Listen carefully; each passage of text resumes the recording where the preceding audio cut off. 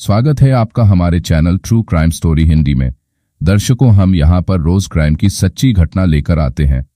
आप पहली बार हमारे चैनल पर आए हैं तो कृपया चैनल को सब्सक्राइब जरूर करें। चलिए शुरू करते हैं आज की सच्ची घटना।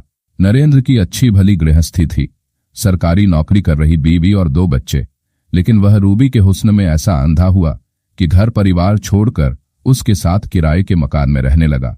लेकिन जब वही रूबी सिपाही योगेश के इश्क में अंधी हुई तो हुआ एक खौफनाक हत्याकांड। एलर्जी की शिकायत रहती थी, जिसका इलाज वह नजीबाबाद के एक डॉक्टर से करा रहा था। नरेंद्र घर से दोपहर 12 बजे निकला था। हर बार की तरह उसे शाम तक घर आ जाना चाहिए था, लेकिन उस दिन जब वह शाम तक घर नहीं लौटा तो पत्नी वालेश को चिंता हुई। उसने पति को फोन किया तो फोन नहीं लगा। यह कोशिश उसने कई बार की, लेकिन असफलता ही हाथ लगी। रात करीब 12 बजे वालेश ने फिर से पति को फोन लगाया। इस बार भी उसका फोन स्विच्ड ऑफ आया। वालेश ने सोचा कि संभव है पति के फोन की बैटरी डिस्चार्ज हो गई हो, इसलिए वह सो गई। अगले दिन वालेश ने फिर से पति का नंबर मिलाया। इस बार भी उसका फोन स्विच्ड ऑफ मिला। नरेंद्र को अगर कहीं रुकना होता तो वह बताकर जाता, लेकिन वह ऐसा कुछ भी बताकर नहीं गया था। वालेश ने पति की जान पहचान वालों को फोन करके पति नरेंद्र के बारे में पूछताछ की, लेकिन उसके बारे कहीं भी कुछ पता नहीं लगा। इसके बाद वालेश ने अपने ससुर समरपाल सिंह को यह जानकारी दे दी। समरपाल सिंह ने अपने सभी रिश्तेदारों परिचितों में नरेंद्र को ढूंढवाया, लेकिन उसका कहीं पर भी पता नहीं लग पाया। देखते देखते 8 दिन गुजर गए तो गांव वालों और रिश्तेदारों ने उन्हें थाने में उसकी गुमशुदगी दर्ज कराने की सलाह दी।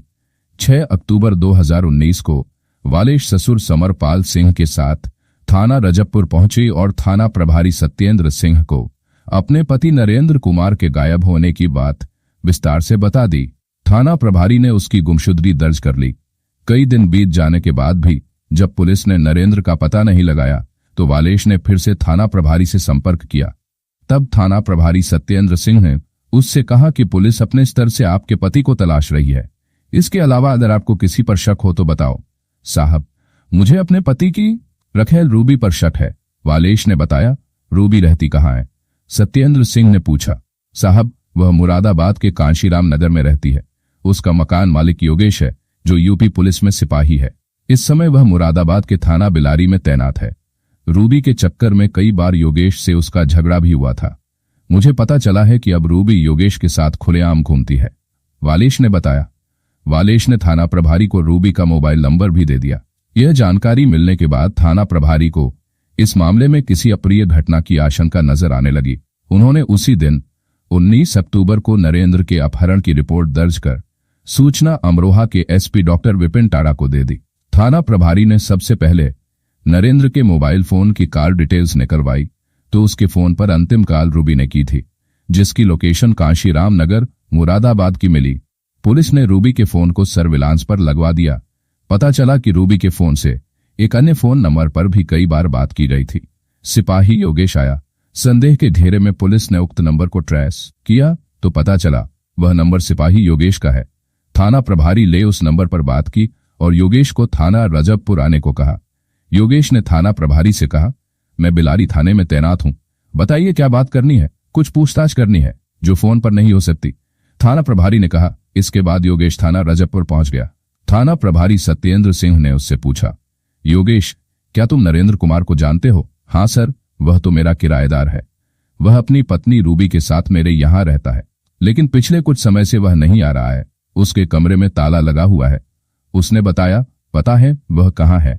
सर, मैं तो अपनी ड्यूटी पर बिलारी चला जाता हूँ, मुझे कुछ नहीं मालूम। देखो योगेश, तुम पुलिस में हो, यह तो जानते ही होगे कि पुलिस के हाथ कितने लंबे होते हैं। हमें तुम्हारे और रूबी के फोन की कॉल डिटेल्स से पता चल चुका है कि रूबी से तुम्हारी लंबी लंबी बातें होती रहती हैं।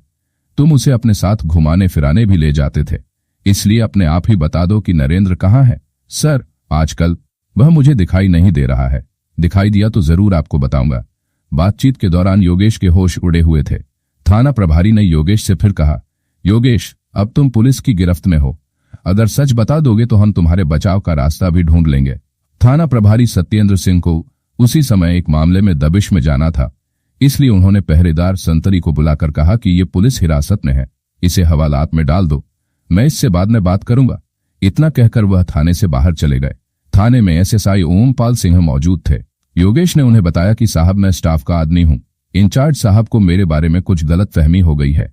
इस पर एसएसआई ओमपाल सिंह ने कहा, देखो योगेश साहब बहुत सुलझे हुए अफसर हैं, जो भी बात है उन्हें सच बता दो, इसी ने तुम्हारी भलाई है। उन्हें तुम्हारे व नरेंद्र की कथित रखेल रूबी के बारे में सब मालूम है। इस पर भी योगेश कुछ नहीं बोला, वह उस समय घबराया हुआ था। थाना प्रभारी आधे घंटे बाद थाने लौटे तो उन्होंने योगेश से पूछताछ की। अंततः वह टूट गया। उसने जो कुछ उन्हें बताया उसे सुनकर थाना प्रभारी सत्येंद्र सिंह के भी होश उड़ गए। योगेश ने उन्हें बताया कि नरेंद्र कुमार अब इस दुनिया में नहीं है। मैंने रूबी व अपने 2 साथियों के साथ मिलकर उसकी हत्या कर दी। हमने उसकी लाश थाना बिलारी के गांव अमरपुर काशी के एक कुएं में मिट्टी डालकर दफन कर दी थी। इतना सुनते ही थाना प्रभारी सत्येंद्र सिंह ने सबसे पहले इसकी सूचना एसपी डॉक्टर विपिन टाड़ा को दी। चूंकि हत्यारों ने लाश दूसरे जिले मुरादाबाद में ठिकाने लगाई थी, इसलिए एसपी डॉक्टर विपिन टाड़ा ने फोन पर मुरादाबाद के एसएसपी अमित पाठक से बात कर नरेंद्र की लाश थाना बिलारी क्षेत्र के कुएं से बरामद कराने के लिए सहयोग मांगा। मुरादाबाद के एसएसपी अमित पाठक ने सीओ बिलारी महेंद्र कुमार शुक्ला को केस के बारे में समझाकर अमरोहा पुलिस का सहयोग करने को कहा। नरेंद्र सिंह की लाश बरामद करने के लिए थाना रजपुर अमरोहा की पुलिस आरोपी सिपाही योगेश को उसी बिलारी थाने में लेकर पहुंची जहां उसकी तैनाती थी। योगेश को पुलिस कस्टडी में देखकर वहां सभी चौंके। इसके बाद सीओ महेंद्र कुमार शुक्ला थाना प्रभारी बिलारी गजेंद्र त्यागी और एसआई उमेश कुमार यादव को लेकर अमरपुर काशी में उस सूखे कुएं पर पहुंचे जहां नरेंद्र कुमार की लाश फेंककर ऊपर से मिट्टी डाली गई थी। कई घंटों की मशक्कत के बाद पुलिस ने रात में ही 25 फीट गहरे कुएं से नरेंद्र का शव निकलवा लिया। शव की शिनाख्त मृतक की पत्नी वालेश व उसके पिता समरपाल सिंह ने कर दी।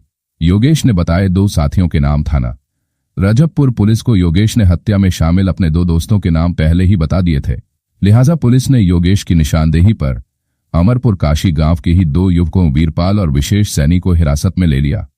इस हत्याकांड में नरेंद्र कुमार की प्रेमिका रूबी अग्रवाल भी शामिल थी। पुलिस ने उसे भी हिरासत में ले लिया। चारों आरोपियों से रजबपुर थाना पुलिस ने विस्तार से पूछताछ की तो उन्होंने नरेंद्र कुमार की हत्या की जो कहानी बताई वह प्रेम प्रसंग की बुनियाद पर गढ़ी हुई निकली।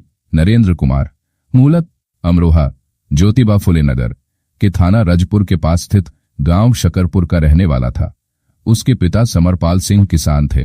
पिता ने सन 2003 में नरेंद्र की शादी अमरोहा जिले के ही कस्बा धनौरा के निकटवर्ती गांव नेकपुर की वालेश के साथ कर दी थी।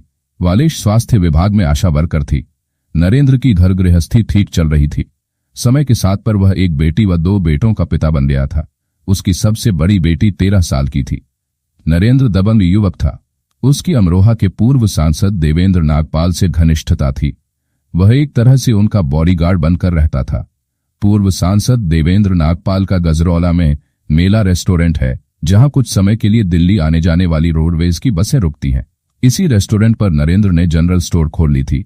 अपनी दुकान चलाने के अलावा वह पूरे दिन रेस्टोरेंट की देखभाल करता था।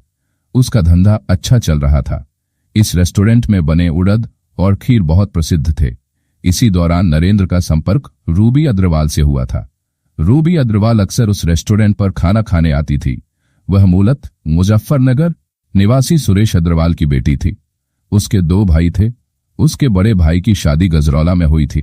शादी के बाद वह गजरौला के बस्ती मोहल्ले में रहने लगा था, जबकि दूसरा भाई पानीपत में रहता था। रूबी अग्रवाल की शादी हसनपुर निवासी उमेश कुमार अग्रवाल के बेटे संजीव अग्रवाल से हुई थी। रूबी अग्रवाल शुरू से ही खुले विचारों वाली पढ़ी लिखी युवती थी। उसे घर में रहने के बजाय बाहर घूमना फिरना पसंद था, जबकि पति ऐसा नहीं चाहता था, इसलिए रूबी पति को पसंद नहीं करती थी। वह गजरौला में रहने वाले अपने भाई के पास गई तो उसे पता चला कि मेला रेस्टोरेंट की उड़द और खीर बहुत स्वादिष्ट होती है। जब वह उस रेस्टोरेंट पर गई तो उसकी मुलाकात नरेंद्र कुमार से हुई। पहली मुलाकात में ही वह नरेंद्र के मन को भा गई। उसकी ससुराल से गजरौला 14 किलोमीटर दूर था, इसलिए वह अक्सर रेस्टोरेंट पर जाकर नरेंद्र से मिलने लगी। रूबी को उसके ससुराल वालों ने कई बार समझाया, लेकिन उसने अपनी आदत नहीं छोड़ी। उधर नरेंद्र से दोस्ती हो जाने के बाद रूबी की उससे नजदीकियां भी बढ़ गईं। एक तरह से रूबी नरेंद्र पर पूरी तरह फिदा हो गई थी। नरेंद्र के लिए उसने अपने पति तक को छोड़ने का फैसला कर लिया था। कई बार वह नरेंद्र के साथ रेस्टोरेंट पर ही रुक जाती थी। इस बात को लेकर नरेंद्र व रूबी के ससुराल वालों के बीच कई बार झगड़ा भी हुआ। बात थाने तक पहुंची तो रूबी ने साफ कह दिया कि उसका पति नरेंद्र है, वह उसी के साथ रहेगी। समाज के लोगों ने पंचायत कर दोनों को काफी समझाया, लेकिन दोनों में से कोई भी नहीं माना। घर परिवार तक छोड़ दिया था। रूबी के लिए नरेंद्र और रूबी के संबंधों की जानकारी नरेंद्र के पिता और उसकी पत्नी वालेश को भी हो गई थी। दोनों ने उसे बहुत समझाया, लेकिन नरेंद्र रूबी का साथ छोड़ने को राजी नहीं हुआ। इस पर उन्होंने लड़झगड़ कर रेस्टोरेंट पर चल रही उसकी दुकान भी बंद करवा दी। तब नरेंद्र घर रहने लगा तो रूबी उसके घर पहुंच गई। तब भी घर वालों ने काफी हंगामा किया। इतना ही नहीं, नरेंद्र के पिता समरपाल रूबी को थाना रजपुर ले गए। रूबी ने थाने में भी कह दिया कि वह नरेंद्र को हरगिज नहीं छोड़ेगी। पुलिस ने भी समझा बुझाकर उसे भेज दिया तो वह फिर नरेंद्र के घर ही चली गई। इसके बाद नरेंद्र रूबी को लेकर गजरौला में किराए का कमरा लेकर रहने लगा। तब रूबी की ससुराल वाले वहां पहुंच गए। उन्होंने रूबी और नरेंद्र से झगड़ा किया। चूंकि रूबी ने अपने पति संजीव अग्रवाल से कानून तलाक नहीं लिया था, लिहाजा रूबी की ससुराल वाले थाने पहुंच गए। संजीव अग्रवाल की शिकायत पर गजरौला पुलिस ने नरेंद्र के खिलाफ मुकदमा दर्ज करके उसे जेल भेज दिया। करीब 3 महीने बाद उसे जमानत मिली। यह बात करीब 11 साल पहले की है। जेल से बाहर आने के बाद नरेंद्र फिर से रूबी के साथ रहने लगा। उसकी खातिर उसने अपना घर-बार, बीवी बच्चों तक को छोड़ दिया था। उसकी पत्नी वालेश बहुत परेशान रहने लगी। वह बार बार पति के पास आकर झगड़ती थी, पर नतीजा कुछ नहीं निकला। आए दिन के झगड़ों से तंग आकर नरेंद्र ने मुरादाबाद के थाना मझौरा क्षेत्र में स्थित कांशीराम नगर में किराए पर एक कमरा ले लिया। यह मकान उत्तर प्रदेश पुलिस के सिपाही योगेश कुमार का था। नरेंद्र अक्सर अपने गांव शकरपुर आता जाता रहता था। नरेंद्र शराब पीने का शौकीन था। कुछ ही दिनों में नरेंद्र और योगेश के बीच दोस्ती हो गई। इसके बाद दोनों की घर में ही शराब की महफिल जमने लगी। रूबी खूबसूरत थी, वह योगेश से भी बातें कर लेती थी। योगेश उसे भाभी कहता था और उससे कभी कभी मजाक भी कर लेता था। रूबी उसकी बातों का बुरा नहीं मानती थी। इससे योगेश का हौसला बढ़ता गया, वह उसे चाहने लगा। एक बार बातचीत के दौरान योगेश कुमार ने रूबी को झूठ बोलते हुए बताया, भाभी मैं कुंवारा हूं और मुझे तो बस तुम्हारी जैसी हसीन बीवी चाहिए, जबकि हकीकत यह थी कि वह शादीशुदा था। उसकी पत्नी मेरठ के गांव में स्थित ससुराल में एक बच्चे के साथ रहती थी। अपनी तारीफ सुनकर रूबी खुश हुई। धीरे धीरे योगेश ने रूबी को अपनी लच्छेदार बातों में फांस लिया। फिर एक दिन ऐसा भी आया कि योगेश और रूबी के बीच शारीरिक संबंध बन गए। एक बार शुरुआत हुई तो यह सिलसिला शुरू हो गया। मौका मिलते ही दोनों हसरतें पूरी कर लेते थे। किसी तरह नरेंद्र को योगेश व रूबी के संबंधों का पता चला तो उसने रूबी से बात की। रूबी ने साफ कह दिया कि अब तुम्हारा मेरा कोई साथ नहीं है। मेरा पीछा छोड़कर तुम अपनी घर गृहस्थी देखो। मैंने योगेश से शादी का मन बना लिया है, क्योंकि वह भी कुंवारा है और अपना घर भी बसाना चाहता है। ये बात घटना से 1 साल पहले की थी। नरेंद्र ने योगेश से इस संबंध में बात की। योगेश ने कहा, देखो नरेंद्र, अब तुम रूबी का साथ छोड़कर अपने घर चले जाओ, क्योंकि रूबी अब मेरी है। इस बातचीत के बाद नरेंद्र ने योगेश को दबंगई दिखाते हुए कहा, योगेश तुम मुझे नहीं जानते, मेरे ऊपर पूर्व सांसद देवेंद्र नागपाल का हाथ है। तुम्हें 2 मिनट में उठवा लूंगा। इसके बाद दोनों में झगड़ा इतना बढ़ गया कि मारपीट तक हो गई। उसी दौरान नरेंद्र ने योगेश से कह दिया था कि मैंने रूबी के चक्कर में अपना घर-बार सब कुछ छोड़ा है। तुम मेरे और रूबी के बीच से नहीं हटे तो अंजाम बुरा होगा। योगेश ने उसकी धमकी को गंभीरता से नहीं लिया, क्योंकि उसे इस बात का घमंड था कि वह पुलिस में है और नरेंद्र उसका कुछ नहीं कर सकता। बहरहाल अब योगेश रूबी को लेकर खुलेआम घूमने लगा। रूबी योगेश के प्यार में पागल थी, क्योंकि वह एक तो सरकारी नौकर था और दूसरे वह उसकी हर जरूरत को पूरा कर रहा था। नरेंद्र की धमकी से डर गया था योगेश। एक दिन नरेंद्र ने योगेश से कहा, योगेश तुम मान जाओ, वरना मैं तुम्हारी शिकायत पुलिस के आला अफसरों से कर दूंगा। अधिकारियों से शिकायत की बात सुनकर योगेश सहम गया। ये बात योगेश ने रूबी को बता दी। तब योगेश ने रूबी से अपने घर में बात करनी बंद कर दी। अब उन्होंने बाहर मिलने की प्लानिंग कर ली। रूबी ब्यूटी पार्लर का काम भी जानती थी। वह मोहल्ले की औरतों से यह कहकर घर से निकल जाती थी कि वह ब्यूटी पार्लर के काम के सिलसिले में बाहर जा रही है। नरेंद्र आए तो बता देना। इसके बाद रूबी अपने कथित प्रेमी योगेश के साथ होटलों में रात गुजारती थी। नरेंद्र जब कमरे पर लौटता तो रूबी को न देखकर वह खून का घूंट पीकर रह जाता था। उधर रूबी ने योगेश को बता दिया था कि नरेंद्र दबंग है, वह किसी से डरता नहीं है। रूबी ने नरेंद्र की दबंगई के तमाम किस्से योगेश को बताते हुए कहा कि नरेंद्र नाम के इस कांटे को तुम जल्दी से निकाल फेंको, वरना यह बार बार चुभकर नासूर बना देगा। ये सलाह योगेश को सही लगी। वैसे भी नरेंद्र सिपाही योगेश पर भारी पड़ रहा था। रूबी व योगेश ने एक योजना बना ली। घटना से 2 महीने पहले योगेश से नरेंद्र की मुलाकात हुई थी। योगेश ने नरेंद्र से कहा कि देखो नरेंद्र भाई, मेरा ट्रांसफर बाहर किसी दूसरे जिले में होने वाला है, मैं अब यहां से चला जाऊंगा, तुम लोग आराम से रहना। इसके बाद उसने नरेंद्र से मिलना जुलना छोड़ दिया। रूबी ने भी नरेंद्र से मीठी मीठी बातें करनी शुरू कर दी। नरेंद्र को दोनों के प्लान का जरा सा भी आभास नहीं हुआ। वैसे भी रूबी का योगेश के साथ रहने पर नरेंद्र अपने गांव अपनी पत्नी के पास चला गया था। रूबी उससे कभी फोन पर बात कर लेती थी। 27 सितंबर 2019 को नरेंद्र के पास रूबी का फोन आया। उसने कहा कि तुम मुरादाबाद आ जाओ, तो नरेंद्र ने कहा कि मुझे वालिश की दवा के लिए नजीबाबाद बिजनौर जाना है, तुम जोया आ जाओ तो साथ चलेंगे। रूबी जोया पहुंच गई। वहां नरेंद्र उसका इंतजार कर रहा था। दोनों जोया में बिजनौर जाने वाली बस का इंतजार कर रहे थे। ठीक उसी समय सिपाही योगेश योजनानुसार कार लेकर वहां आ गया। उसने पूछा, कहां जा रहे हो?